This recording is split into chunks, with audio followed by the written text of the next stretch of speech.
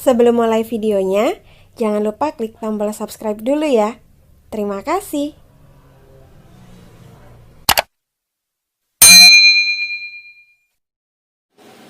Assalamualaikum warahmatullahi wabarakatuh. Halo anak-anak hebat, bagaimana kabarnya?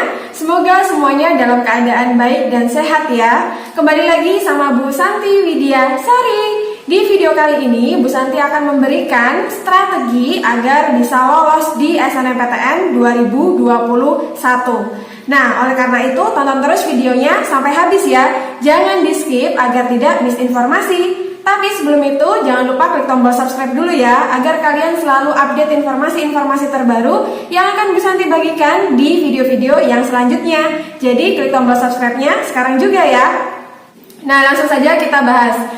Buat kalian semuanya yang sekarang sedang duduk di bangku SMA sederajat, khususnya kelas 12, tentu saja kalian sudah harus mulai menyiapkan dari sekarang terkait dengan rencana kalian setelah lulus SMA. Baik yang bekerja maupun yang studi lanjut tentu sudah harus disiapkan dari sekarang. Bagi kalian yang bekerja, sudah harus disiapkan dari sekarang, mulai mencari informasi tentang pekerjaan yang akan dilamar, gimana cara masuknya, di mana, dan lain-lain sudah harus dicari dari sekarang. Kemudian buat kalian yang mau melanjutkan studi ke perguruan tinggi, tentu persiapannya juga jauh lebih banyak lagi. Buat kalian yang belum menonton video tentang 3 jalur masuk perguruan tinggi, kalian bisa cek videonya. Bu Santi sudah pernah buatkan videonya. Silahkan dicek dan dilihat terlebih dahulu. Nah, di sana salah satu jalur yang paling diminati atau jalur yang paling diimpikan oleh banyak siswa adalah jalur SNMPTN atau Seleksi Nasional Masuk Perguruan Tinggi Negeri. Kenapa? Karena Seleksi Nasional Masuk Perguruan Tinggi Negeri ini atau SNMPTN ini gratis dan tanpa tes. Jadi tidak dipungut biaya dalam proses seleksinya, gratis, dan ini menggunakan nilai rapot dan juga sertifikat atau piagam. Jadi tidak perlu tes dan gratis. Jadi ini menjadi impian bagi banyak siswa untuk bisa masuk perguruan tinggi melalui jalur SNMPTN. Dan biasanya jalur SNMPTN ini merupakan jalur pertama yang dibuka. Jadi di awal sekali itu SNMPTN. Baru kemudian nanti dilanjutkan dengan SBMPTN dan jalur mandiri. Nah, buat kalian yang kelas 12, kali ini Bu Santi akan memberikan strategi agar kalian bisa memaksimalkan peluang untuk bisa lolos di SNMPTN tahun 2021. Apa saja strateginya? Langsung saja kita mulai. Nah, sebelum kita lanjut ke strateginya, pastikan kalian memiliki satu buku khusus untuk riset SNMPTN atau khusus untuk persiapan jalur masuk ke perguruan tinggi negeri. Kenapa? Karena ke depan akan banyak informasi-informasi yang perlu kalian catat dan perlu kalian riset supaya kalian bisa memaksimalkan peluang kalian untuk lolos di SNMPTN tahun 2021. Maka siapkan satu buku khusus untuk persiapan SNMPTN 2021 sebagai media untuk mencatat informasi-informasi penting dan juga mengumpulkan data-data yang terkait dengan SNMPTN tahun 2021. Nah, kalau kalian sudah punya bukunya, langsung kita mulai. Dan ketika ada poin-poin penting, langsung kalian catat di bukunya ya. Nah, strategi yang pertama yaitu kenali dirimu. Nah, kenapa Bu Santi bilang kenali dirimu? Karena selama Bu Santi mendampingi anak-anak untuk masuk ke perguruan tinggi negeri, jalur masuk ini, banyak sekali yang ternyata belum mengenali dirinya sendiri. Biasanya pertanyaan yang diajukan adalah, Bu, enaknya saya pilih jurusan apa ya? Nah, tentu saja ketika memilih jurusan harus disesuaikan dengan potensi dirinya. Nah, oleh karena itu, buat kalian semua, strategi yang pertama adalah kenali dirimu terlebih dahulu. Bagaimana caranya? Nah, coba kalian refleksi, kemudian temukan apa potensi yang kamu miliki, apa kelebihan yang kamu miliki, bidang apa yang paling kamu sukai, atau mata pelajaran apa yang paling kamu senangi ketika belajar di kelas. Nah, temukan hal-hal itu, kemudian tulis di buku yang tadi sudah kalian siapkan. Jawab pertanyaan-pertanyaan tadi dengan menuliskannya di buku. Satu pertanyaan pastikan bisa mempunyai banyak jawaban, sehingga kalian nanti bisa mempertimbangkan mana yang paling pas dengan diri kalian. Misalnya untuk potensi, kalian bisa menuliskan sampai 5 atau 10 potensi kalian. Kelebihan pun seperti itu, dan kekurangan kalian juga silahkan ditulis. Apa yang menjadi kekurangan, kelebihan, itu adalah salah satu cara untuk mengenali potensi dirimu. Nah, jadi yang pertama ini silahkan melakukan untuk mengenali diri. Catat di bukumu poin-poin yang menjadi potensimu, kelebihanmu, dan juga kekuranganmu, dan bidang apa yang paling kamu sukai. Catat di sana dari hasil refleksi dirimu. Nah, jika sudah selesai di tahapan yang pertama, kalian sudah mempunyai daftar tentang daftar potensinya, kelebihannya, kekurangannya, dan kalian sudah mulai bisa mengenali dirimu, maka selanjutnya adalah cari informasi tentang jurusan yang sesuai dengan potensimu. Nah, gimana caranya? Nah, tadi kalian kan sudah mempunyai list daftar kelebihan dan kelemahan, dan juga daftar bidang yang kamu senangi. Nah, dari sana kemudian kalian silahkan mencari informasi dimanapun, boleh searching, boleh di YouTube dan lain sebagainya. Silahkan kalian cari kira-kira dengan kelebihan atau potensi yang kalian miliki itu jurusan apa yang paling pas dengan kalian. Ada banyak website yang bisa kalian kunjungi yang di sana itu sudah menyertakan, misalnya untuk jurusan pendidikan bahasa Indonesia itu yang cocok kriterianya adalah seperti ini. Kemudian prospek kedepannya itu apa? Kemudian mata kuliahnya itu nanti ketika kuliah apa saja sih? Nah, itu semua silahkan kalian cari di riset dari sekarang. Nah, kalau sudah ketemu, silahkan langsung kalian tulis di buku kalian. Ketika kalian menemukan salah satu jurusan, langsung tulis saja dulu, memilihnya nanti. Yang penting sekarang ditulis dulu kira-kira jurusan yang sesuai dengan karakter kalian dan potensi kalian, silahkan ditulis dulu. Nah, kalian bisa memilih 3-5 jurusan untuk ditulis di buku kalian. Yang selanjutnya, di tahap selanjutnya nanti bisa kita eliminasi sampai akhirnya kita cari yang paling pas dan sesuai dengan minat dan keinginan kalian. Jadi kalian sekarang bisa searching 3-5 jurusan yang sesuai dengan keinginan kalian, kemudian tuliskan di buku, dan kita akan seleksi atau kita eliminasi di tahap yang selanjutnya. Nah, lanjut ke strategi yang ketiga. Strategi yang ketiga yaitu baca dan pahami data untuk memilih universitas.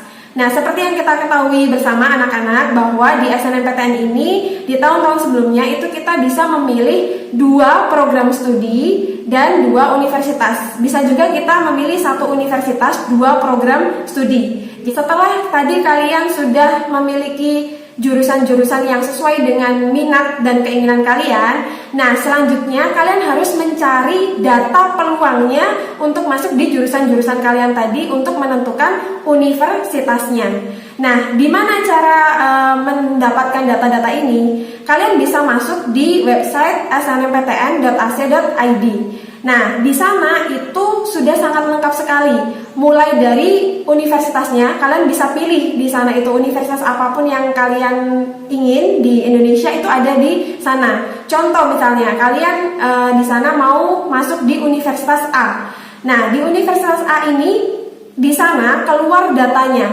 Di Universitas A ini berapa kuotanya tahun lalu, berapa peminatnya, keketatannya itu berapa untuk bisa masuk di sana. Kemudian jumlah sebarannya yang diterima itu dari SMA IPA berapa, dari SMA IPS berapa, dari MA berapa, itu ada semua di sana. Kemudian ada juga sebaran lokasinya. Jadi yang diterima dari Jawa Timur itu ada berapa orang, yang diterima dari Jawa Tengah ada berapa orang, yang diterima dari Jogja ada berapa orang. Itu ada semua datanya di sana. Nah, itu bisa kalian gunakan sebagai data pertimbangan untuk memilih universitas. Misalnya kalian dari SMA jurusan IPS, maka pilihlah jurusan dan universitas yang dia itu menerima tahun lalu itu di SMA IPS-nya itu dengan kuota yang besar gitu, sehingga peluang kalian juga besar. Nah, begitupun jika kalian misalnya SMA IPA atau MA, kalian bisa sesuaikan dengan kuota yang ada di sana. Ini menjadi data yang penting untuk kalian bisa membandingkan antara satu jurusan dengan jurusan yang lain dan satu univ ke univ yang lain. Nah, di sini kalian juga harus mencatat di buku kalian tadi. Jadi silahkan dibuat tabel perbandingan. Nah, kemudian kalian tulis di sana untuk jurusan A di Universitas A berapa kuotanya, berapa peminatnya, berapa keketatannya, berapa kuota untuk SMA IPA atau SMA IPS-nya. Nah, silahkan dicatat di sana. Kemudian dilanjutkan Univ A, kemudian Prodi B, itu di sana kuotanya berapa, keketatannya berapa. Nah, setelah menjadi data sesuai dengan jurusan yang sudah kalian pilih tadi, baru kemudian dibandingkan. Nah, jadi ini kalian itu memilih berdasarkan data, bukan berdasarkan perasaan. Kenapa? Karena Bu Santi banyak sekali menemui kadang-kadang itu banyak yang memilih itu hanya sekedar perasaan saja gitu, merasa bahwa wah aku bisa kok Bu gitu, tapi tidak sesuai dengan datanya, tidak sesuai dengan realitanya. Nah, oleh karena itu kalian di sini bisa mempertimbangkan data ini sebagai bahan acuan kalian untuk memilih program studi dan juga universitas. Nah, itu tadi adalah strategi yang ketiga. Lanjut ke strategi yang keempat, yaitu komunikasi dengan orang tua. Kenapa ini menjadi salah satu strateginya? Karena Bu Santi seringkali menemui banyak anak-anak yang tidak sesuai antara keinginan dirinya dengan keinginan orang tuanya, yang kemudian menyebabkan dia bingung dan akhirnya galau dalam memilih jurusan dan akhirnya tidak keterima karena kebingungan tadi yang diakibatkan komunikasi antara orang tua dan siswa ini tidak terlalu baik. Nah, oleh karena itu, buat kalian yang komunikasinya sudah bagus dengan orang tuanya, silahkan dikuatkan lagi. Dan bagi yang komunikasi dengan orang tuanya belum bagus, silahkan dibangun dari sekarang. Silahkan kalian cerita dengan orang tuanya apa yang menjadi keinginan kalian. Kalian bisa saling tukar pikiran dengan orang tua kalian, apa yang menjadi keinginan orang tua, apa yang menjadi keinginan kalian, bagaimana rencana ke depan kalian. Silahkan dikomunikasikan secara pelan-pelan mulai dari sekarang. Supaya apa? Supaya terjadi sinergi antara orang tua dan kalian, sehingga langkah kalian itu sudah mantap nanti ke depan. Tidak ada ganjalan-ganjalan dari restu orang tua. Nah, jika memang misalnya orang tuanya ini belum memahami apa yang kalian inginkan, tetap dikomunikasikan secara pelan-pelan. Pelan-pelan, tapi kalian tetap intens untuk komunikasikan. Beritahu mereka tentang apa yang kalian inginkan dan apa rencana kalian ke depan. Minta restu mereka, minta ridho mereka agar kalian dalam setiap langkah diberikan keberkahan dan ridho dari orang tua. Nah, itu tadi adalah strategi yang keempat dan sangat penting sekali, yaitu komunikasi dengan orang tua. Nah, yang terakhir atau yang kelima, yaitu strateginya adalah strategi langit. Berdoa dan lakukan amalan-amalan baik yang kalian bisa lakukan. Sebagai manusia, kita itu hanya bisa melakukan usaha semaksimal yang kita bisa dan berdoa semampu dan semaksimal yang kita bisa. Selanjutnya untuk hasil kita tawakal kepada Allah tentang jawaban dari usaha dan doa yang telah kita lakukan. Nah, tadi itu adalah usaha-usahanya. Yang selanjutnya adalah berdoa dan lakukan amalan-amalan baik yang bisa kalian lakukan. Bagi yang muslim, mulai dari sekarang, sholat 5 waktunya harus betul-betul dijaga. Jangan sampai tertinggal. Kalau bisa sholat di awal waktu, kemudian berdoa, curhat kepada Allah apa yang menjadi keinginan kalian, minta petunjuk agar diberikan dan dimudahkan dan dilancarkan langkahnya ke depan. Dan kalian bisa melakukan amalan-amalan lain yang itu bisa untuk melancarkan hajat kalian. Jadi misalnya zikir dan sholawat. Dimanapun kalian, misalnya ketika berangkat sekolah atau dalam situasi apapun, kalian bisa selalu berzikir dan bersolawat. Kalian bisa melakukan sedekah dari apa yang kalian miliki, diberikan kepada orang lain.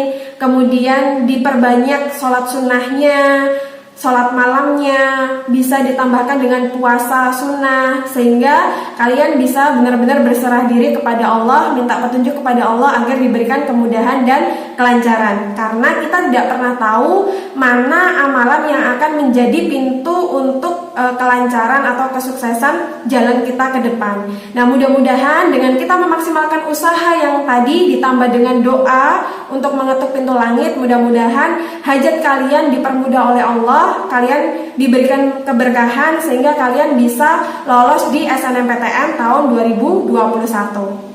Nah, itu tadi tips dari Bu Santi, strategi lolos SNMPTN 2021. Insya Allah kalau kalian lakukan itu tadi dengan baik dan sesuai dengan petunjuk tadi, mudah-mudahan diberikan kelancaran dan juga keberkahan sehingga kalian semua bisa berkesempatan lolos untuk masuk di SNMPTN tahun 2021.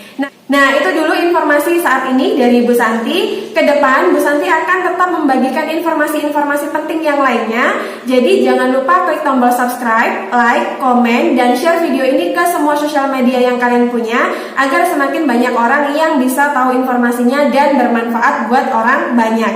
Terima kasih telah menonton. Sampai jumpa di video yang selanjutnya. Assalamualaikum warahmatullahi wabarakatuh. Eits, bagi yang belum subscribe, jangan lupa klik tombol subscribe-nya sekarang juga ya. Terima kasih telah menonton.